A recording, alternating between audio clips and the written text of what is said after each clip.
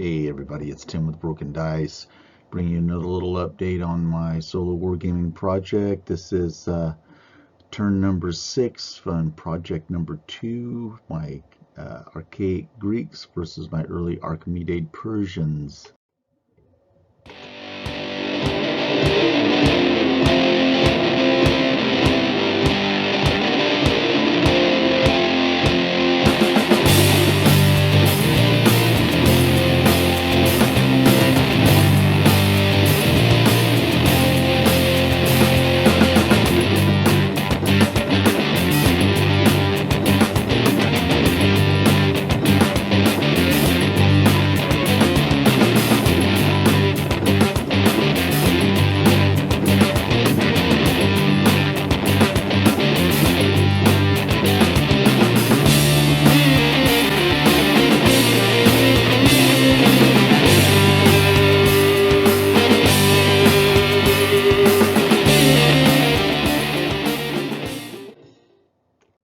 Okay, like always, let's start off with our command initiative, flip of the cards. And again, for about the 4th turn in a row, the Greeks have pulled off the what I would consider an upset, because as I've mentioned in other videos, what I've been doing to offset the strategy rating advantage of the Persians, I was giving them an additional die 3 cards. Every time it'll be like 2 through 6 or 4 through 6, and I flip one card over for the Greeks, and it's a face card. It's amazing. If I was cheating at this, it would just seem so obvious, but I'm not. It's almost hilarious how often this has happened. All right, we start off with the Greek orders phase for turn 6. You can see where the cards are all turned over. At this point in the game, with nothing all bunched up and nothing really kind of getting units not having the possibility of getting in the way of each other, this is becoming a little bit of a moot point right now. But when I do my review, I'm gonna have a different way. So like if you have an opponent, how to do this, or maybe a different way to spice this up a little bit when I do a different game. Okay, well, this is the far left of the Greek line. You can see the skirmishers there, the javelineers for the Greeks, chasing off the Persian horse archers. Okay, we move into the Greek movement phase of turn 6. Okay, first off, as you can tell by from the last order, so they were supposed to charge, but I miscalculated and they were short, and so they were only able to do one of their movement rate, which is 8 centimeters. The Greek slingers, they've kind of going to get over here and pursue these horse archers, just in case, like on the Persian turns, they may rally, and you wouldn't want them slinking back in to get behind the Greek infantry. Here we have the other 2 chargers, the the general unit for the Greeks. They both made it in, and right here the phalanx to the left of them also made it their charge. Okay, this is from the Persian side of the table. What's going to happen here is the Persian response to these charges is to stand and shoot. There we go. All 3 of those units are going to stand and shoot. Actually, this unit here on the left, it'll shoot in the shooting phase. These 2 units here are being charged. They will shoot as a stand and shoot response. I don't know why I put that one in there. The Greek shooting phase. Oh, by the way, I guess I just bypassed it. I don't know why I don't have that in there, but I think you'll see on a later picture, there was only a few wounds done, like by the Persian stand and shoot. So there was nothing done to where they would have to take a test and maybe not make it. Here, the small little group of slingers are going to shoot at this unit of cavalry, and they do 1 wound. Greek combat phase of turn 6. Okay, here we have the Greek combat phase. The 2 units of hoplites are fighting against the Iranian archers and one of the Sparabara units. And basically what happens is the Greek units do a total of 4 wounds, and the I do believe that they only did 1 wound back. I think it was the Sparabara unit actually did a wound back to the Greek generals unit, but it wasn't nearly as impressive as it could have been, because the unit here, the Greek generals unit, is in combat with both units. We split the attacks. So this unit here,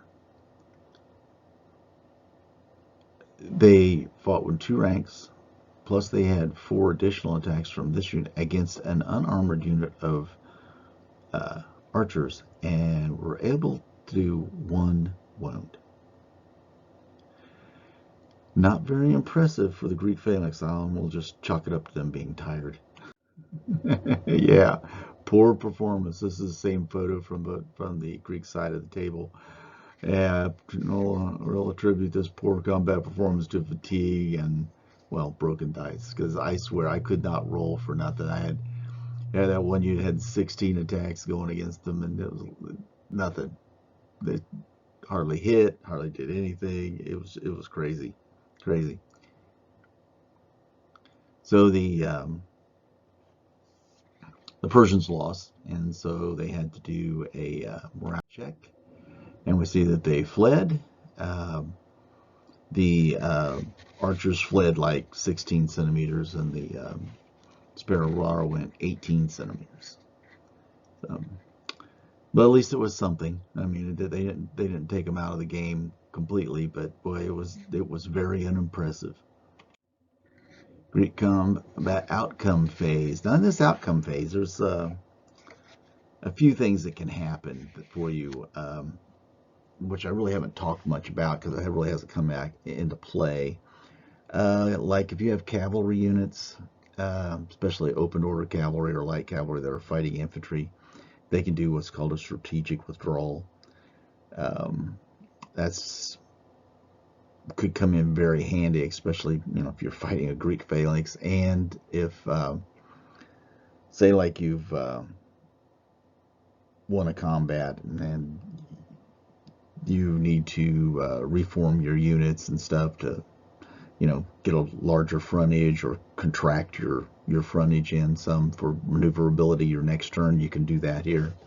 And I actually did this with one unit. Oh yeah, here's yeah, one more thing about the yeah, at least the Greeks will, that's talking about this failed morale test again. Now the green and the red bottle caps up here, I think I've talked about it before in the beginning, but this is time when it's really prominent on the table. The green represents the units being disrupted, and the red represents them being broken. Now, when a unit rallies, they're no longer broken, but if they are broken from combat, they will always be disrupted, even if they rally. So even if you're able to rally, you become disrupted for the rest of the game. Now, if you only retreat and you're disrupted, then your disruption can go away after 1 turn. Yeah, here's an example of what I did during the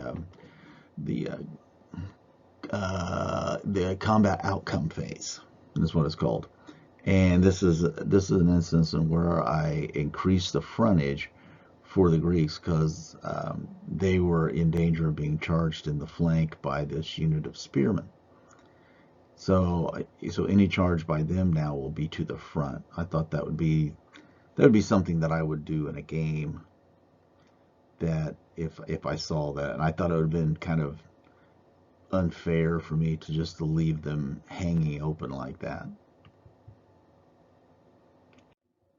All right, now we're ready for the Persian part of turn 6, Persian orders phase of turn 6. All the cards were dealt out, all the orders are given. Um, this unit right here, they're going to just shoot again at this unit, or actually just shoot for the first time at this unit this turn. This unit of Sparabara on the right with the black shield. That means that they're going to stand and not stand and shoot, but hold their ground and shoot. These two units here are both going to charge to the front of this unit here. Now, because I had to extend their frontage, they lost depth. And because they lost enough depth, they are no longer considered in a phalanx formation. So this will, it takes away some of the advantages, but would also give them the ability to follow up or pursue if they happen to win this combat. So it was kind of either stay with a smaller frontage and be charged in the flank, basically, because that would have been the only fair thing to do with this unit, or extend your frontage, give up the phalanx formation, and take the charges from the units in the front. So I decided to extend the frontage and take the charge to the front. Okay, here in the movement phase in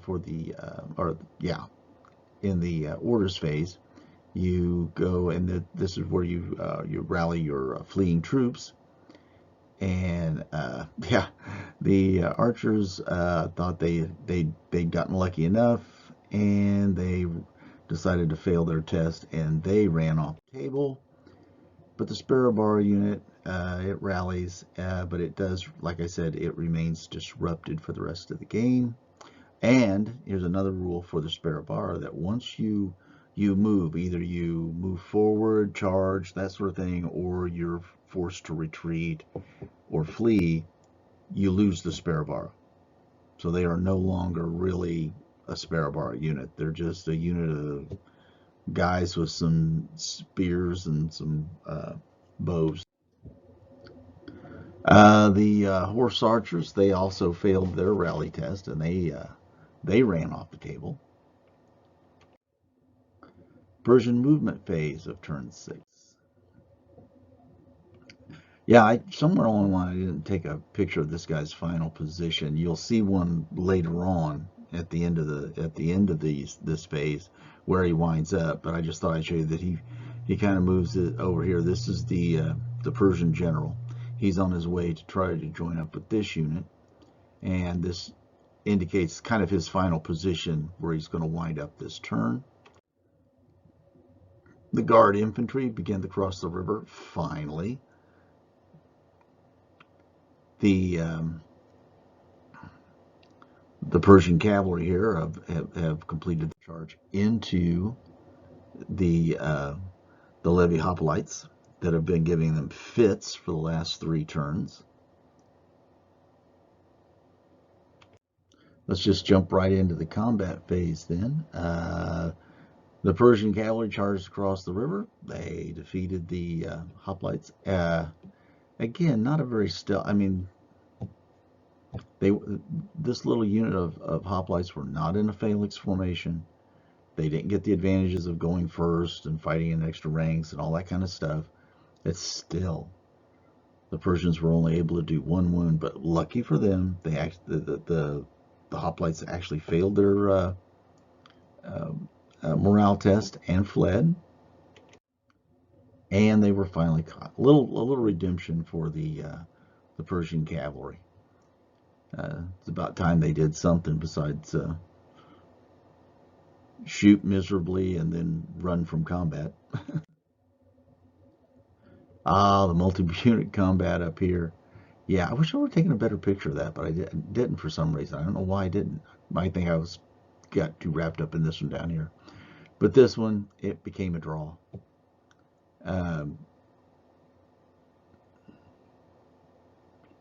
Yeah, the way it worked out in the combat, kind of the resolution phase, let's call it, outcome, the combat outcome phase. The Greeks were able to do 4 wounds, but the Persians were able to do 2 wounds. Each side had a rank. The Persians got the charge bonus, plus the one thing that made it a draw, or the Greeks would have won this one, was that they were closer to the army general, just by a little bit. They were closer to their general, which gives them a +1 to the combat. And so that's that end of the combat phase. And this brings us to the end of turn 6. Now, I really kind of thought that the way this would turn out was the Greeks would hit that line, they would destroy both of those units, the Sparabara and the archers, and probably I kind of thought that even the Greeks would win that multiple combat that was going on, but it didn't happen. So I rolled the dice, and we're going to go to a turn 7. There's probably only a couple of things that are really going to matter in turn 7, but I'm going to go through the entire turn. I'll post that probably later this week, and that should probably bring this game to a conclusion one way or another. I appreciate everybody hanging in there with me while we're working through this project, while everybody's being held captive in our homes, trying to find some way to get by with our gaming and everything. So I really hope everybody's getting along well, staying safe, doing what you need to do. I'm lucky I'm on vacation this week, so I get to do some extra hobbying. So I will see you next time. Stay safe. By the way, leave a comment if you'd like, subscribe if you'd like, but let me know what you think, and I will talk at you next time.